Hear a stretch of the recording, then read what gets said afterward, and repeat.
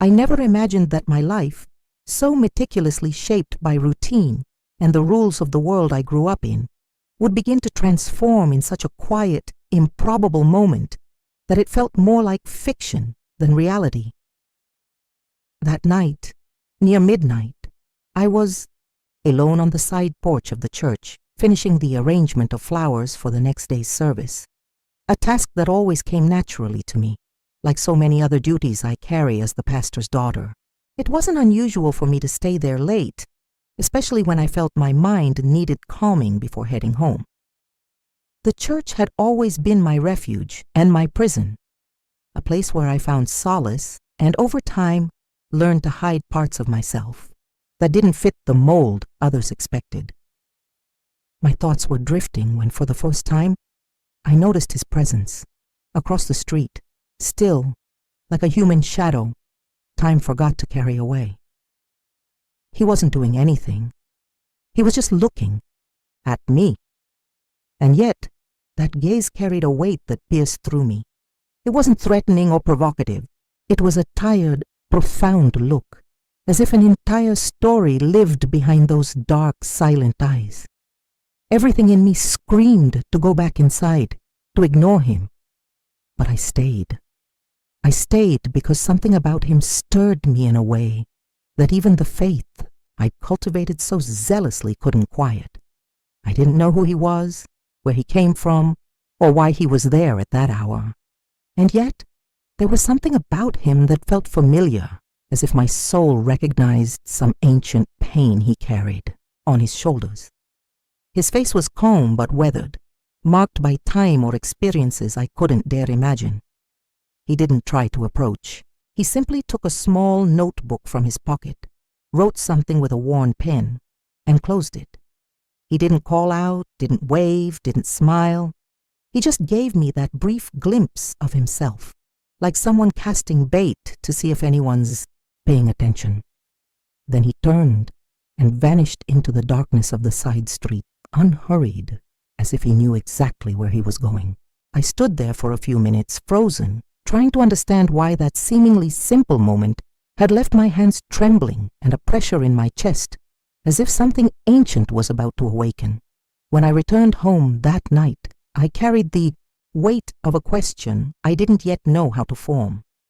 And for the first time in years, I felt that something inside me, something I'd buried under layers of obedience, doctrine, and fear, was beginning to stir. As if my story, the one that truly belonged to me, was waiting for me just past midnight. The next morning, everything seemed the same, but I wasn't. The sun rose as always. The town woke with its usual sluggishness, and my duties awaited with the same predictability as ever. Yet there was something different in how I experienced the world. It was as if a crack had opened between the life I led and something I hadn't even known I desired. I caught myself distracted several times throughout the day, half listening, responding on autopilot, as if part of me was still on that sidewalk, under that gaze that said everything without saying anything. The stranger from the night before. I didn't know his name, didn't know anything about him, and yet his image invaded my thoughts with unsettling ease. That afternoon, while helping my mother sort food for the weekly donation, she commented that I seemed distant. I mumbled that it was just tiredness, but the truth was, my spirit was restless. And that restlessness, instead of scaring me, sparked a kind of silent euphoria, as if for the first time, something beyond my control was trying to reach me. The days that followed, I started going out more often late at night, as if it were nothing. I told myself it was to breathe, to unwind after my duties, to clear my mind. But I knew, my body knew. My heart was hoping to see him again, and it was on one of those nights, just past 11, that he appeared again. Same place, same silence.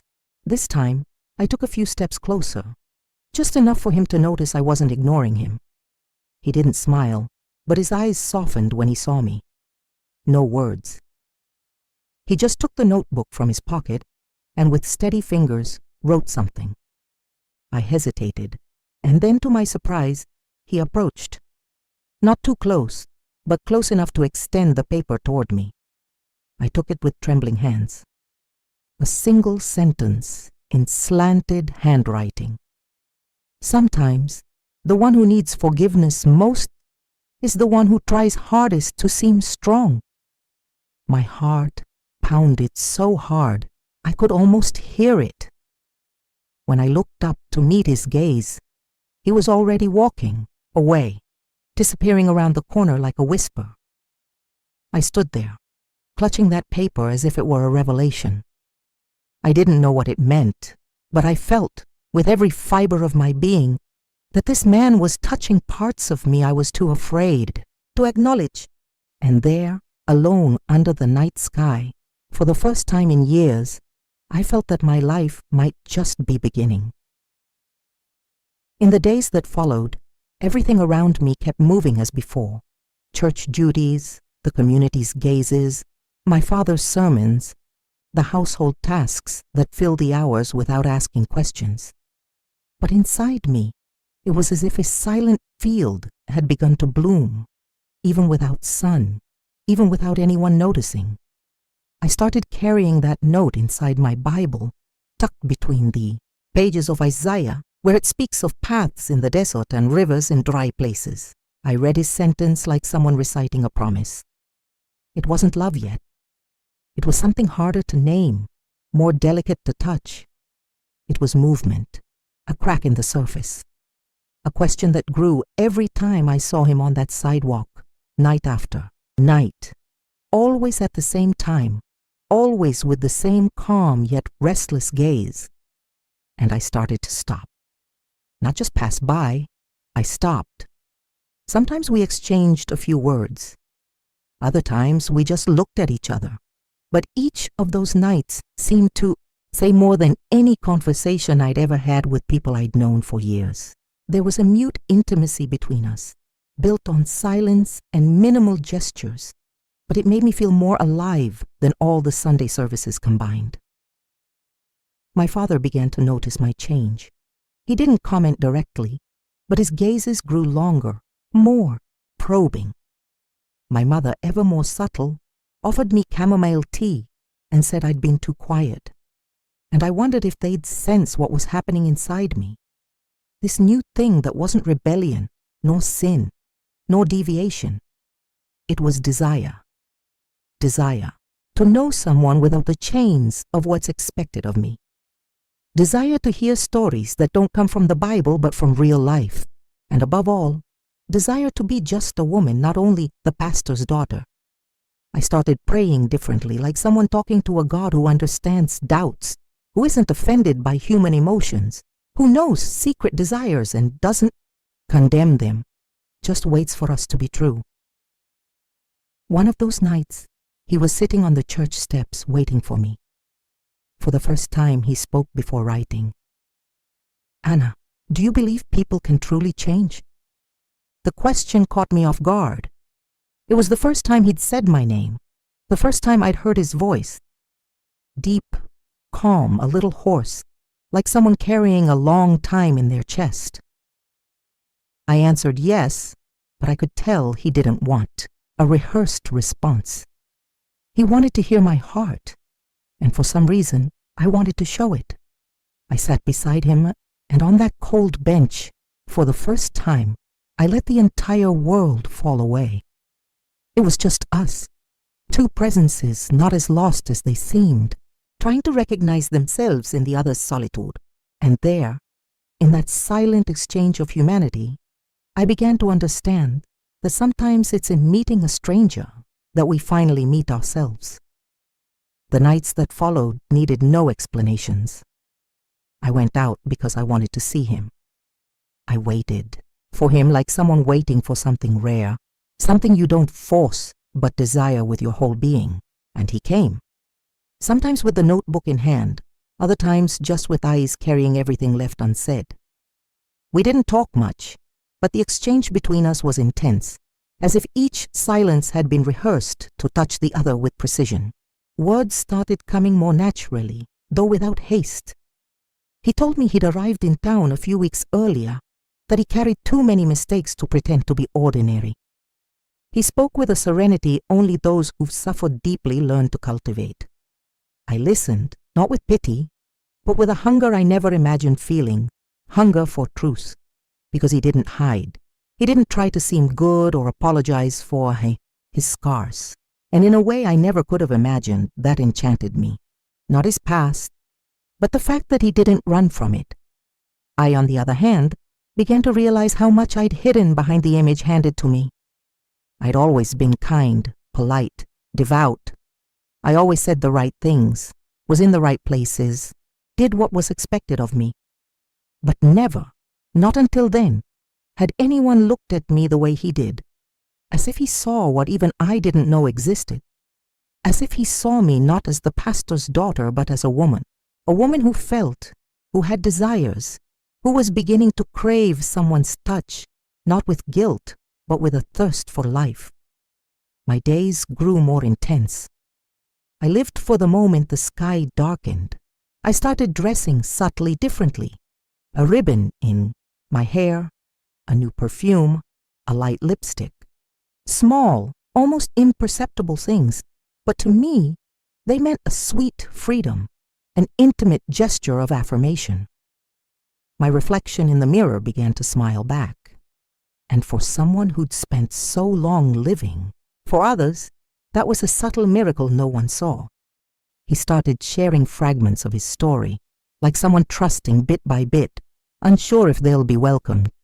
And as I listened, I realized my heart didn't want to judge him. It wanted to understand him. There were regrets, of course, and hurts and losses. But there was also so much raw honesty, so much humanity, that everything about him touched me.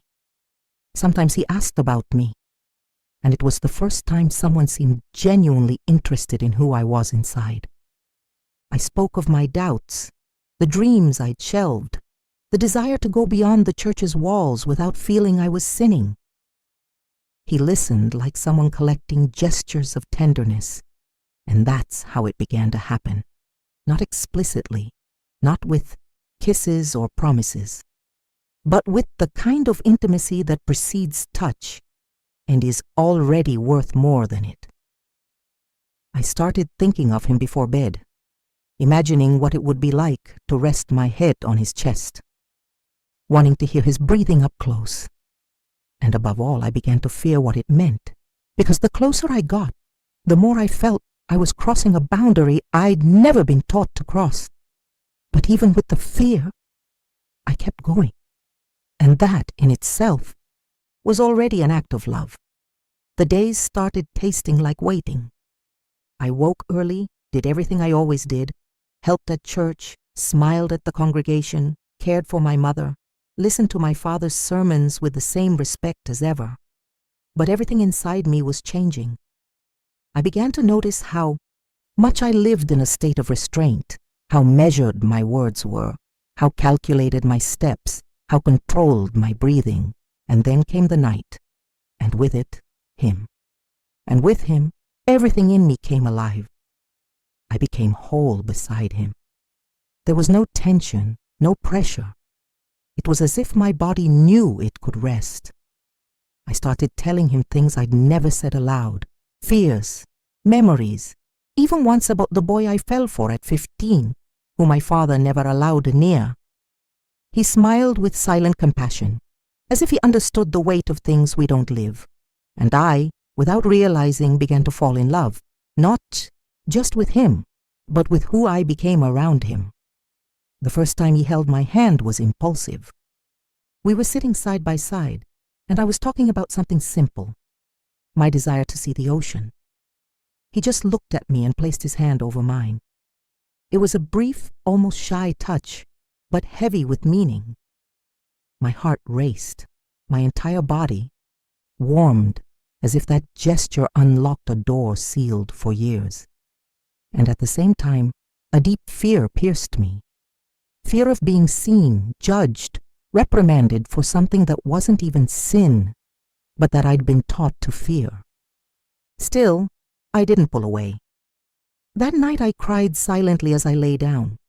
Not out of regret, but because I realized I was loving, and loving, for me, was also breaking with everything I'd been told was right. The town, small as it is, began to whisper. I felt the looks, the veiled questions. My father's worried expression whenever I was late. My mother, more sensitive, started asking if I was fond of someone. I denied it. Of course I denied it. How could I explain something I didn't even know how to name? How could I say that the man making my heart beat faster was the one everyone viewed with suspicion, because Elias, despite being calm and polite, was seen as a stranger? Someone without history, without roots, without a known past. And in that town, that was the same as being dangerous. But I knew. I felt. Elias wasn't a threat. He was someone who'd survived deep pain, someone who bore the marks of a hard life, but still carried a rare, quiet kindness that didn't impose, it welcomed. I started wanting to see him during the day, dreaming of the impossible, that he could sit at my table, meet my parents, be accepted. And that's when reality began to weigh. Because every time he shared a piece of his life, I understood more clearly how much his story distanced him from the world that raised me. He'd been in dark places, made mistakes, seen things I'd never see. He didn't hide anything from me. And maybe it was that raw truth that made me love him more. But it also scared me. Because loving Elias was also confronting what I believed was the right kind of love. And I didn't know if I'd have the strength to sustain this feeling against everything that would come.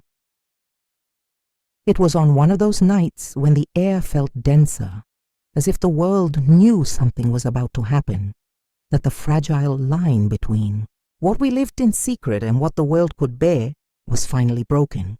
We'd agreed to meet a bit earlier. He said he wanted to talk calmly. When I arrived, Elias was different. There was a weight on his shoulders, in his eyes, in his voice. He said things were getting too difficult, that he'd heard comments that someone had recognized him from another town, and that maybe it was time to leave. My heart sank. It was like hearing that a part of me was being torn away, just as I was beginning to breathe fully.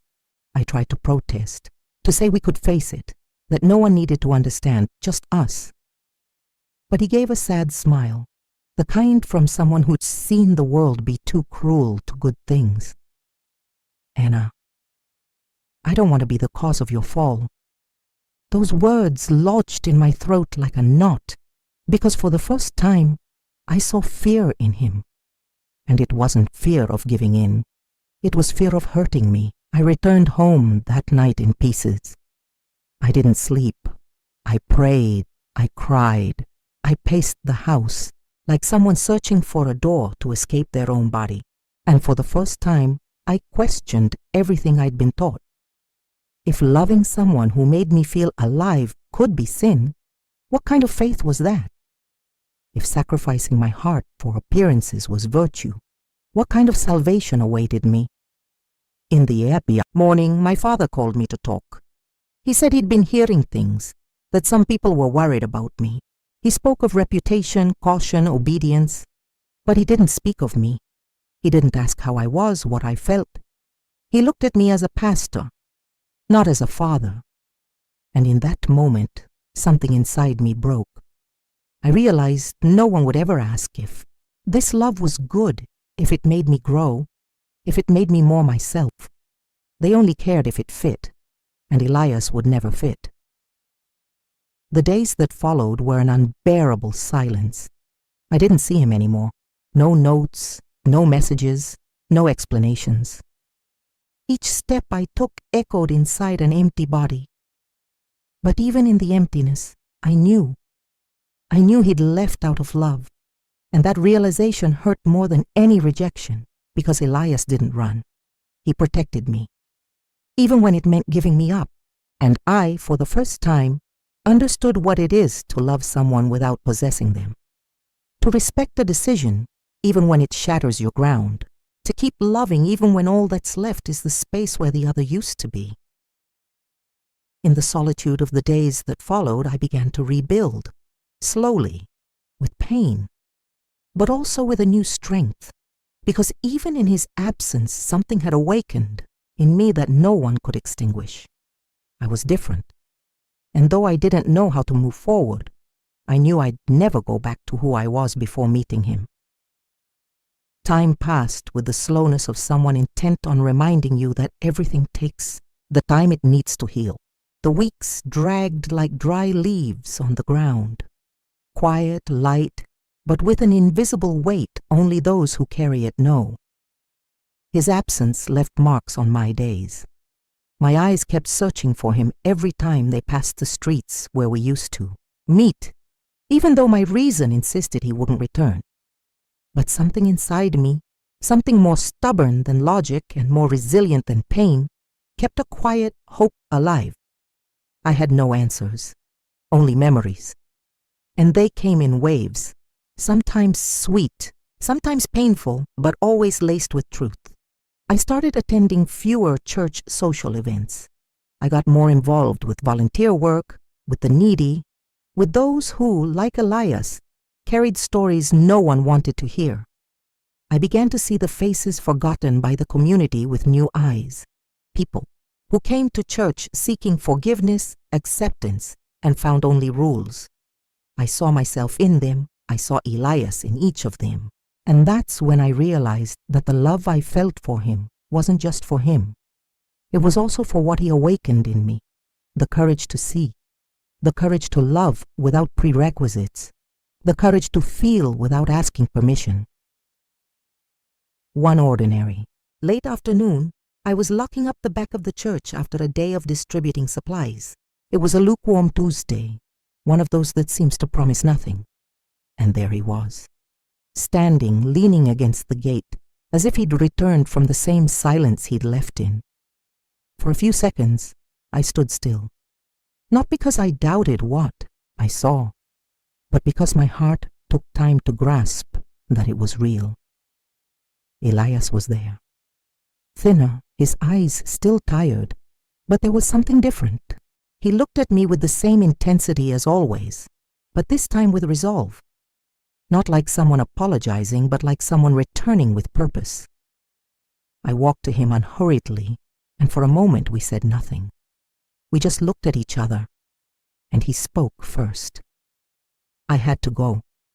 But I came back because I realized running from you was running from myself. There were no vows, no dramatic scene. There didn't need to be. The reunion wasn't a restart.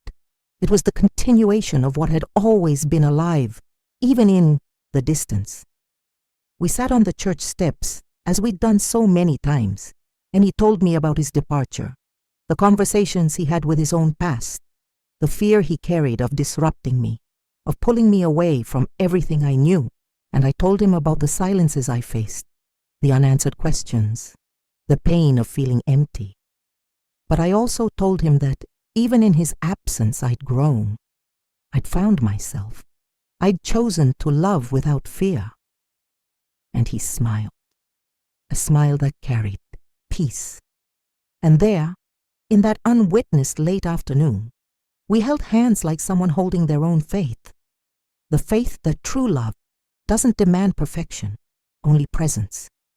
We didn't announce anything. We didn't break with anything. We just moved forward together. He started attending church openly, waited for me after services, spoke to my father with respect, and over time, the looks changed. The resistance dissolved in familiarity, and what seemed impossible became simple, natural, as it should have been from the start.